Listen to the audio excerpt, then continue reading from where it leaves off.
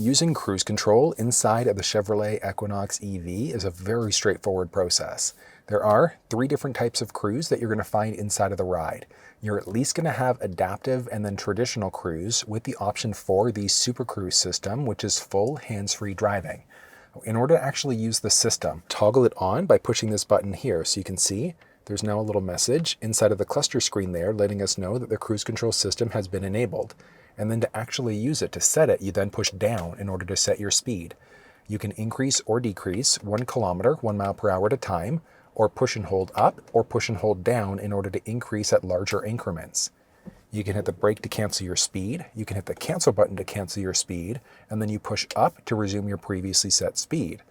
But like I mentioned, there are 3 different types of cruise. So in order to change between them, you're going to go this way in order to change between adaptive or traditional. So what you do is push and hold the button here. And you can see there, moving into regular cruise. And then if you push and hold that same button again, that's going to move you into adaptive cruise. With the different types of cruise, so regular cruise control is exactly that. So let's say if you set it at 80, the car in front of you slows down, yours will not brake. But when you're in the adaptive cruise, actually I think I'm going to switch to regular cruise here, yeah. So when you're in the adaptive cruise control, that's where this little feller comes into play, and that's your gap adjustment.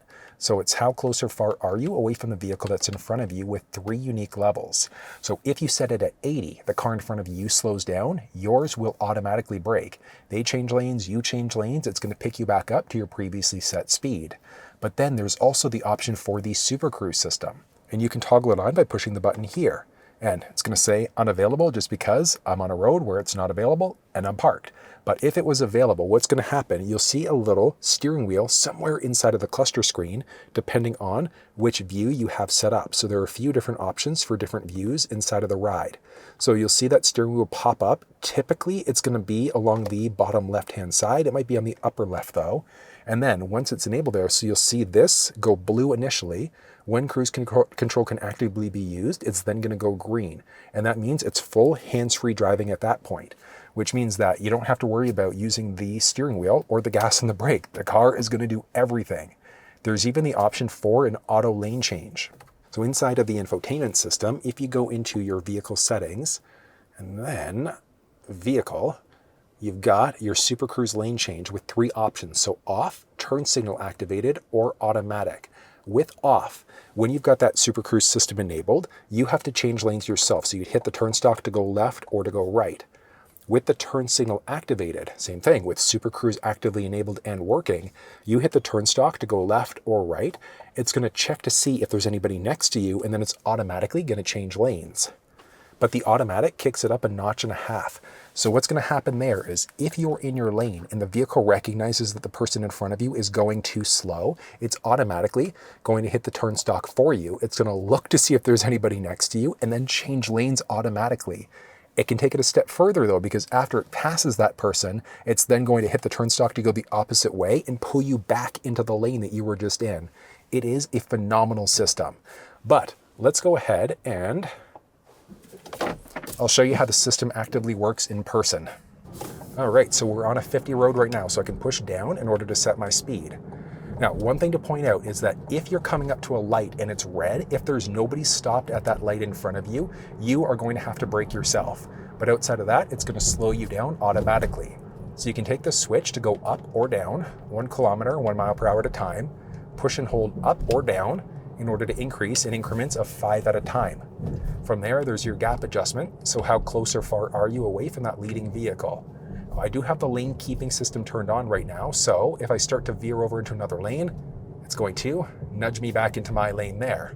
That's pretty simple there. If it doesn't recognize the lane markings, that won't work.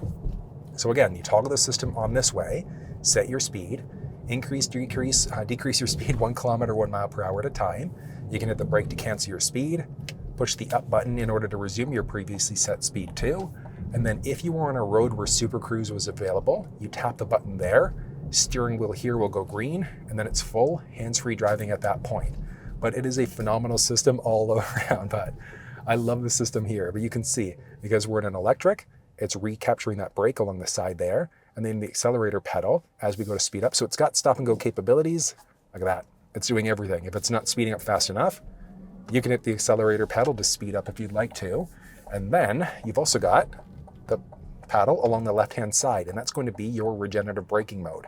So you can push and hold that until you come to a complete stop, and then it'll put you into the auto hold setting there. And then in order to be able to resume your speed, so if you hit that or the brake, as you go to re-enable the speed here, you just have to push up along the steering wheel, and you can see there we're using power and we're braking. So it's pretty simple. But if you want full walkthroughs of the steering wheel buttons, the cluster, or the infotainment, you'll find it down in the description of this video. But that's how you use the cruise control system inside of the Equinox EV.